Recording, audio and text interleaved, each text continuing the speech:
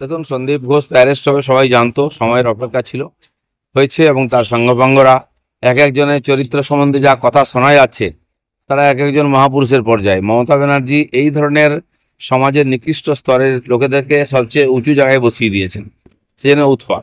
কিন্তু যে আন্দোলন চলছে, বিশেষ করে কালকে জুনিয়র ডাক্তাররা যে ধরনের আন্দোলন করেছেন, তাদেরকে স্যালুট করতে হয়।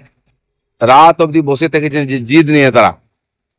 তো আমি সত্যি সত্যি আমরা অবাক হয়েছি যে এই ধরনের আন্দোলন, একটা মাস মুভমেন্টকে নেতৃত্ব দিয়ে তারা এগিয়ে নিয়ে যাচ্ছেন। সারা সময় তাদের সঙ্গে আছে, আমরাও তাদের সঙ্গে আছি। কালকে বিজেপিও সমস্ত জেলাতে ডিএম অফিস ঘেরাও করে আন্দোলন করেছে। সার্বিকভাবে যেটা আমরা ভেবেছিলাম যে দুর্গাপূজার দিকে গেলে কমে যাবে আন্দোলনের বেগ, কিন্তু দিনকে দিন বাড়ছে। আর মমতা ব্যানার্জি পেছন দিকে সরছেন। এই যে এক একটা লোক ধরা পড়ছে, কালকে পর্যন্ত টিএমসি লোকেরা বলছে সিবিআই কি করলো, কজনকে অ্যারেস্ট করলো। কালকেই 4 জন অ্যারেস্ট হয়েছে, তাদের ইচ্ছা পূর্ণ হবে। যে স্লোগান চলছিল দড়ি ধরে মারো টান, রানী হলো খান খান, দড়িতে টান পড়েছে। সময়ের অপেক্ষা করুন, এই সরকারটাই খান খান হবে। কারণ যত দিন যাচ্ছে তত ভয় পাচ্ছে, তত বেশি মানে অমানবিক ব্যবহার করছে তাদের এমএলএরা, এমপিরা, নেতারা। যে ধরনের কমেন্ট করছে, কোনো ভদ্র সমাজে এটা হতে পারে না। মহিলাদের প্রতি, পীড়িতার প্রতি, আন্দোলনকারীদের প্রতি এরা কি চাইছেন? ভোটে জিতে গেছেন বলে যাকে যা ইচ্ছে করবেন, ভয় দেখিয়ে রাজ্য চালিয়ে যাবেন। পৃথিবীতে কোনো স্বৈরাচারী শক্তি টেকেনি, মমতা ব্যানার্জি সরকারও টিকবে না। ঠিক আছে, যখন উনি অনেক জায়গায় বড় কমিটিতে ছিলেন, এখন উনি বলছেন আমি চিঠি লিখেছি, আমি এই করেছি। ঘন্টা হয়েছে এটা কি চিঠি লিখে? সুখেন্দ্রবাবু আজকাল বলছেন সারা জীবন ওদের সেবা করেছেন এই চোরেদেরকে।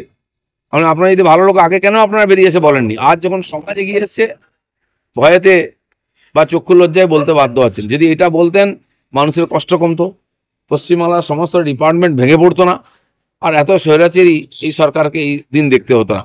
যাই হোক, যখন জেগেছে তখনই সকাল, তারা দেখছেন আমার মায়ের মানুষ যেভাবে ইস্যুকে নিয়ে দিচ্ছে, আরও অনেককে ডাকতে হবে।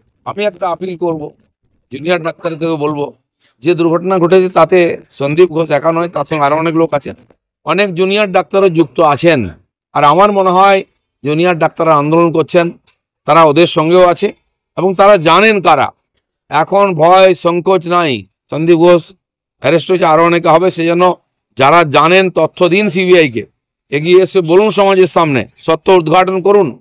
সারা পশ্চিমবাংলায় বিভিন্ন সংস্থায়, college, university, medical college, hospital, সব জায়গায় এই ধরনের দুর্নীতি চলছে, কাটমানি, ভয়ের পরিবেশ। আপনারা এগিয়ে এসে মুখ খুলুন যাতে মানুষ সাহস করে এগিয়ে আসে। ওনারা কিছুই বলেননি, তারা যা জানেন বা তারা যা দেখেছেন এখন বলা উচিত, নাহলে সময় তাকেও একই সঙ্গে ট্রিটমেন্ট করবে দোষীদের সঙ্গে। অপক্ষে সাহস করে ওরা পদত্যাগ চেয়েছেন। আমরা তো যেখানে পৌঁছেছি সবাইকে ওখানে মমতা ব্যানার্জি পদত্যাগ চাইতে হবে, কারণ তিনি হচ্ছেন মক্ষী এর সমস্ত অপরাধের মূলে তিনি। প্রত্যেকটি লোককে জানতেন। এত গাদা গাদা কমপ্লেন যে সিনিয়র ডক্টর বারবার বলছেন 23 সাল থেকে অভিযোগ আনিয়ে আসছেন সব জায়গায়। সে তথ্যের ভিত্তিতে কিচ্ছু করেননি কেন? মমতা ব্যানার্জি সব চাপা দিয়েছেন। যেন মমতা ব্যানার্জির পদত্যাগ চাইছি আমরা, বিনীত গোয়েল বা সন্দীপ ঘোষ নয়। যতক্ষণ না মমতা ব্যানার্জি পদত্যাগ করবেন এই সমস্যার সমাধান হবে না, কেউ দোষী সাজা পাবে। DSMS, a premier management college in Durgapur. Admission open for hotel management, hospital management, tourism management, BBA, BCA and nursing. Excellent training and placement assistance. Join now. DSMS, gateway to success.